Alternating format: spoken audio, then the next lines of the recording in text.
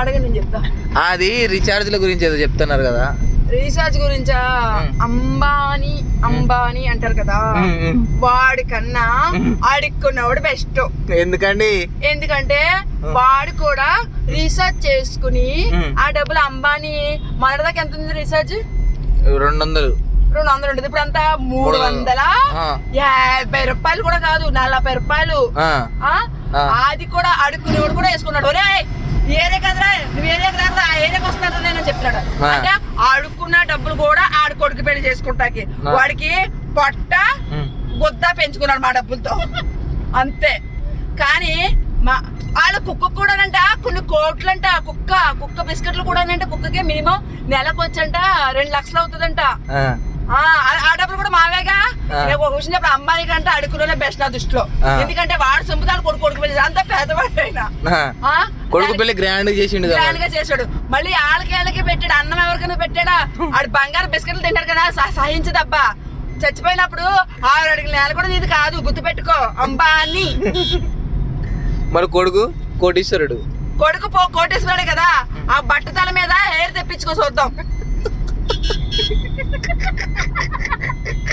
అంతే. లక్ష్మి లోకల్ పిల్ల, రెడ్డిస్ అమ్మాయి ఆంధ్ర పక్క మాస్ మసాలా పెట్టుకో. ఇప్పుడు మీరు ఎక్కువ అమ్మాయిని ఎక్కువ అంటే ఏం చెప్తారు? నేనే ఎక్కువ. అమ్మాయిని కోట్లకు ఉన్నాడు. కోట్లున్నా ఇది ఉండాలి ముందు. ఢిల్లీ లేదాడికి. ఢిల్లీ ఉంటే పేదవాళ్ళు పాపం అని చెప్పి ఆలోచించి కొంచెం రేట్లు తగ్గిస్తాడు. కానీ ఇతర దేశంలో కూడా పెద్ద పెద్ద ఫ్లాట్లు ఉంటాయి. అది ఉంటే ఇది ఉంటే సరిపోదు.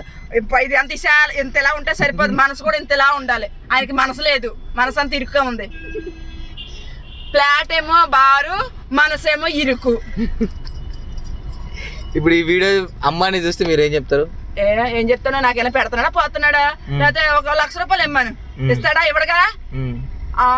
ఏమైతే నేనే ఉన్నదాన్ని నా లెక్కను చూస్తే. ఇప్పుడు ఈ వీడియో మరి అమ్మాయిని చూస్తారు మరి చూడమను. నీకు విషయం చెప్పనా?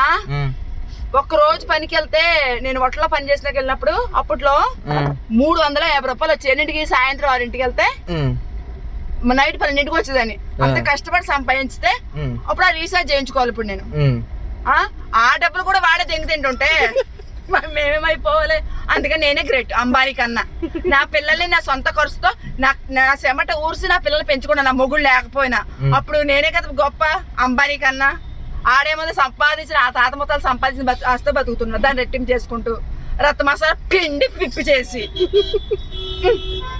ఆంధ్ర గోదావరి అమ్మాయిని నేను.